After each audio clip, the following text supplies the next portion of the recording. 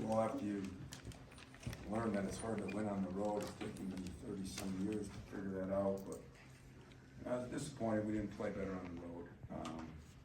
Coming off a good road trip to Wisconsin, I think we got a couple of great days of practice so far at meetings. We're excited to be home. We're in a 4 out of 5 on the road. But anytime you play your rival, things get a chance to get picked up. It doesn't matter what sport or where you are, and I know our fans are looking forward to Saturday, so are our coaches, and I'm sure they are. Outside of Marcus on Tuesday, I didn't think anybody played great, and to win on the road or to win in this league, you got to have more than a couple guys have good performances. I think it's important we get Gabe going again. He's been really good all year, and maybe had a couple of games where he's been down, but I think he's been practicing at a higher level. As far as Michigan goes, they're playing much better. You know, we were going to play them down there. I think they were on a 3 or 4 game losing streak, and now they're on a 3-game winning streak, averaging a lot more points, shoot 55% from the field and almost 50% from the 3. They're a big team with Dickinson, of course, a monster in there. Diabate is a lot better than he was a month ago, typical freshman, but with Johns in Houston, that is a big front line, maybe one of the bigger ones in our league, because both Illinois and Purdue play smaller power forwards. So with Diabate back in there, I think it makes them very big. And yet, my favorite player is Brooks. He's been there forever, I think, but very smart player. He always checks the best offensive player. He makes great plays. He makes great decisions. He gets all the loose balls. He's there.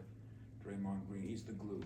And so a lot of guys that are starting to play well. They're probably one of the more talented teams in our league. And we're just looking forward to an opportunity to regain a little momentum that we were starting to get. Questions? Graham? Are there advantages to having done the prep for this right now in terms of? Yeah, that's a good point. Yes and no. To be honest with you, no, it's been a little difficult, and this has been one of the things that's been difficult for us, maybe other teams, but you go to Illinois and is so-and-so playing or is he not playing? You watch film on Michigan, you say, well, they had a couple guys out for a couple of games and then they didn't play some of those games, so you don't have as much film, and they're a different team than the one we were going to play. I think the first time Jones is playing better at the point, they're shooting the ball better. Houston's been on a 3-game hot streak, and he was really struggling to shoot it before that. So they're playing better, and so your sample size is a little smaller. We didn't use a lot from the first time. We used a few things, but for the most part, we're looking at this 3-4 games to make our evaluations, how we're going to cover stuff and what game plan we want to use. Bill Likes. Oh, okay, yeah, no one in that here. God bless it. You mentioned the size a little bit. Obviously, with a guy like Dickinson, you have that dilemma regarding him one-on-one or doubling, digging, all these sorts of things. I guess with the way Mark is playing, is the hope to be able to guard him one-on-one and not let any of those shooters get to you, or is that one of those things that's kind of hard to gauge considering, they've had guys in and out, and they haven't played a whole lot, Are you asking me a strategy question? So what we're going to do is we're going to double team them with 6 different guys, and if I get a chance, I'm going to be on the floor. That'll be the game plan, and if that game plan doesn't work, we're going to try to cover him in different ways. We will have different coverages, but he's playing well. He's got that lethal jump hook. We all know about that. He's shooting it a little better from the perimeter. We hope to run them, and get them up and down a little bit more. And but I can't give you all the game plan things away because then you guys would be smarter than us coaches. But we've seen Marcus too he's been able to give problems to some of these big guys. He does. What I liked most about last week, Marcus started blocking shots again at Illinois. I told you he hadn't been the same kid since his COVID, and He looked a lot more energetic than he did today in practice and yesterday just in the meetings I had with him. So, yeah, you know, Markey he's skinny, but he's long and he's active when he wants to be. So, hopefully we can get him active, and if he's active, I think he'd cause a lot of problems. When you look back at what you guys did at Illinois defensively, when you watched it back, particularly those last 5-6 minutes of the game, it seemed like there was a different level of intensity. Is that something I'd imagine want to bottle? Well, it was, but you know, if you looked at the whole game, this is a team that shoots the living daylights out of it. And those new guys they had instead of Kofi, you know, they sprint up in those ball screens and sprint back. It gave us new problems that we weren't really, I won't say ready for, but we had to make some adjustments. We felt pretty good defensively, you know. It was the offense, and again, you have 9 turnovers the first half, you get 26 shots or whatever we got, you make 8 of them, but you never get into a rhythm when you do that. So I think it hurt us offensively. To the players' credit, they didn't quit defensively. We still rebounded well, we still defended well, and we made some very good plays down the stretch. But you know, Illinois is one of the top teams too. I mean, we kind of forget that Michigan and Illinois were top 5 or 10 teams all the preseason, meaning that's the way everybody looked at them. Everybody had some injuries, everybody had some illnesses, everybody had some freshmen that try to make sophomores. And so there's some bumps in the road, but the beauty of basketball, as I've always told you, is it really doesn't matter what you do in November or December. It matters what you do in March and April, and I think there's no question that Michigan is playing much better than they did a month ago, mostly because they're shooting it better, and that makes a difference. Max has been so consistent, now coming off a rare rough game and this being his first Michigan game. A, do you expect him to rise up, and B, how much do you need him to rise up and be Max Christie? Oh, I expect him to rise up. He's been very solid in, you know, a large number of the games lately. It goes back to, again, if you don't turn the ball over, he gets more opportunities. You get to get in a rhythm, you know. Early in the year, if you remember, you saw Gabe hitting 3-4 shots almost in a row, you know, get a running game going, get this and that going. And then when you start turning the ball over again, there's never that rhythm. And no, you know, there's certain things I don't worry about. I worry about a lot of things at night, but Max Christie, I'm not worried about. He has been as mature of a freshman as I've had since probably Gary Harris. He gets it, he understands it, and he's chomping at the bit to get going. I think you said, you know, in the past you want Gabe closer to 12, 13 or so shots per game. Been below that the last several. How did he get up to that level, and how can you guys help him kind of get a little bit more involved? Well, I mean, I hate to say it, but it's not that difficult. When you're getting 10 less shots than your opponents, your best shooters should get 2 or 3 of those. So instead of 9 or 10, there's 12 or 13 right there. And you know, and then, you know, when you feel better about yourself and you're not turning over, you get our break going. In our break, I mean, he had a couple breakaways where we scored in 3.5, 4 seconds the other night. And you know, he was getting those for 3s early in the year too. So it's just a matter of us taking care of the ball. When we took care of it, it changes, and when we don't, and what can he do? He can get to the offensive glass a little bit more, which he's starting to improve. We can get downhill and get him some shots. It's not all Gabe or Max. It's our point guard's got to do a better job. You know, you can have all those great receivers, but if you don't have a quarterback, and our quarterback's got to do a little better job of getting the ball. As many times as we've asked you about the difference with COVID last year, this game probably more noticeable than any, because both games were played in empty gyms, sort of. How anxious are you to get back to what Michigan and Michigan State are? Well, I'm excited to do that. I'm sure so is Juwan. You know, it's whether you're at home or on the road. I mean, nobody wants to play in front of nobody. That's for sure. And I think when you play in rivalry games, as Judd Heathcote used to say, there's not as many of them as you'd think that are really rivalry games where teams are either in the same. They have to be in the same conference usually.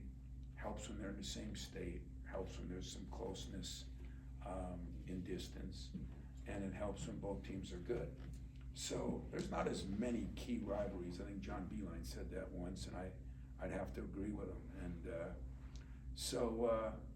a rivalry is not the same without fans. I promise you that.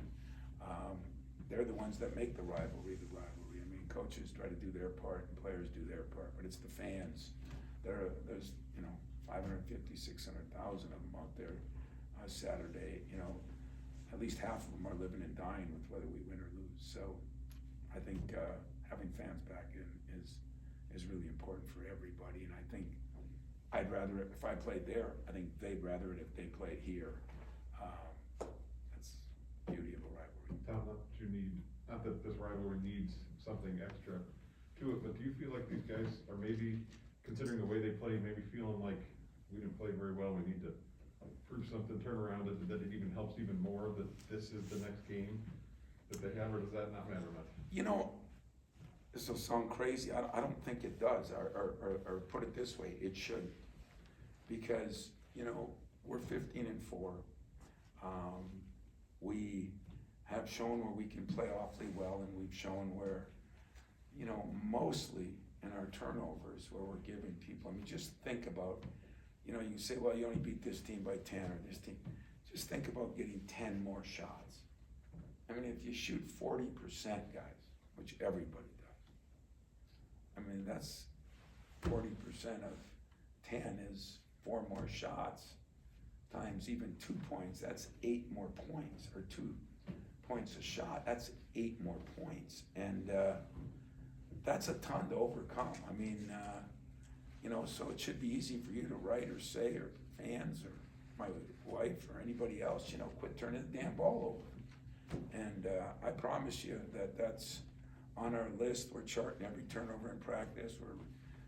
We're trying to do some different things, but nobody turns the ball over on purpose. I just think sometimes there's a lack of focus, and sometimes it's immaturity, sometimes it's people at new position like our point guards, sometimes it's the freshmen coming in. Everybody goes through it, but I don't grade myself very high on taking care of it. I think it has to get taken care of, but it's not because we're not working at it. And when the day comes when we do, I say that's when the team turns from really good to maybe great, and that's what I'm hoping happens. So anytime you play a rival, it's, George said they all count one, but this one counts more. I think that's true, but I don't look at it as, because we're playing Michigan now, we're gonna rise up. I think we know when, guys were down about how they played. They were disappointed in themselves, and I was disappointed in myself because I didn't get it done. So that's taking nothing away from Illinois. I just think the way we played, if we played well and lost, that's tolerable. But if we play not very well and lose, that's not tolerable. You mentioned about this being down after that game, but when you guys earlier in the month had this game, you get up emotionally to play it. You have the letdown of not playing it, then you gotta go right back at it. How do you kind of get them to peak again? Yeah, I think, the irony of the whole thing is, what did they have, a 3 or 4 game losing streak then, and we had a 7 or 8 game winning streak? Was our next game Northwestern after that one? No, it was Nebraska, right? Nebraska.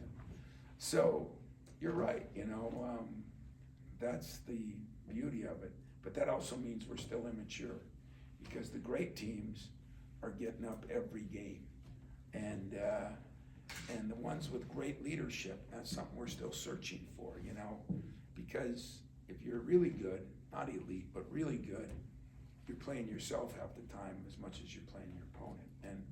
And so that's what I'm concerned with. I'm concerned with us getting better every day. The wins and the losses will fall in place, but are we getting better? And there were times last week, practices and everything, I told you when we were winning and not getting better, I came into these press conferences, I told you that. And so I do feel like they're starting to understand why and see why, and now it's, correcting it. I don't remember ever asking you this, but do you remember ever watching this game when you weren't affiliated with Michigan State? You know, there were so few basketball games back in the 1800s that I didn't, That was my line. yeah, I didn't really know, but. Pre-1983, did you ever watch? Yeah, of course I watched Magic and, you know, that group a couple times, and I did get to see the football games, cause they were almost always on, you know, those big football games, because that's what they were televising back then. The basketball wasn't, you know, it was played like two times a week, you know, Wednesdays and Saturdays, and that was it, so they had different teams on, but, you know, I knew about the rivalry since I was a little kid, you know. I mean, I was always a Michigan State fan, as I told you, but I was a big Bo Schembechler fan, and I listened to the Nail in the Coffin and all the things that he brought up, and so there's a lot of great memories on everything, but I can't say that I saw a lot of the Michigan State basketball games, because I don't think as many were on. Anything else, guys? Tom, going back to the turnovers, it's obvious you guys have focused on it a bunch in practice and throughout this year. And we've talked earlier in the season about how they kind of come in bunches. When you meet that in a game and it's 5 or 6 turnovers in 10 possessions, it's obviously demoralizing for the guys, but as a staff, how do you guys, what do you say to them? I mean, you talked this year about how you're biting your lip and you're not yelling at the guys. What do you say in that timeout to try to fix it? Well, sometimes I swear, and sometimes I pray, and that's the beauty of these strange times we're all in, seriously.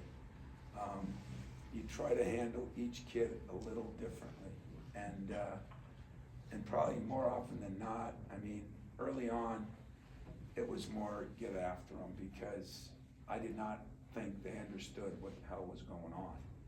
Now I think they understand that. I just think they're, you know, like the first thing people will say is, well, are they playing afraid to make a mistake? You know, it's such a phony statement. It doesn't even make sense, you know. My guys got the freedom to do what they want to do, and I think they're all, they appreciate and understand the value. But it was even me. It took me till part of the Big Ten to start looking at stats and saying 10 less shots. Our defense was 40% and under, and how many layups were people getting on us on the turnovers? I mean, I tried to use the incredible positives. I got it, we didn't turn it over. We're shooting 48%, we're shooting 40% from the three. We're shooting 78% from the line. If we get more chances, you know, look what we could do. So, not every kid wants to play defense, and but nobody wants to turn the ball over, because everybody wants more shots, including me. So, you know, we've tried to handle it differently. You know, probably went off on them a few times, probably hugged and kissed them a few times, and trying to find the happy in between. And but the bunches are the killers, you know. And sometimes maybe I should waste the timeout earlier. You know, because those bunches, I mean, we've had 8 and 9 in 8 and 9 minutes more than once. And then we've gone, like last week, 23 or 4 minutes with 2 turnovers, you know, and it makes such a difference. And just that game alone, just look at the difference. I mean, talk about the defense gets energized by not turning the ball over too. But the last 10 minutes, they don't score and we don't turn it over, and all of a sudden the game changes. So I know it's frustrating, and I wish I had an answer for you, but I promise you this. Been a lot of sleepless nights over trying to figure out. There's been a lot of phone calls to coaches all around the country. There are a lot of teams turning the ball over more. We've got another combination that is a problem. We're not a pressing team. So teams don't turn it over as much against us because we're more of a solid gap defensive team. So if we have 14 and the opponent has 8, that's 6 different right there. And so I look at other teams and I say, God, they turned it over 13 a game. They turned it over 15 a game. I think it was Baylor. I even called Scott. I said, you know, but then you look and maybe their opponents turn it over, a lot a lot more, maybe they're at 14 or 15 themselves, so it balances out. But our unbalance, it causes the shots to be so much different. And where we were getting 60-some shots a game, now we're getting in the mid to low 50s. That's, I said, 10 more shots per Gabe or Leak or Joey or Max, and more opportunities of offensive rebound, more opportunities to get fouled. I mean, there's endless opportunities. So we're gonna keep working on it, and if we do settle that down on a consistent basis, not a one-time wonder, I think our pretty good team turns into a great team. I really do.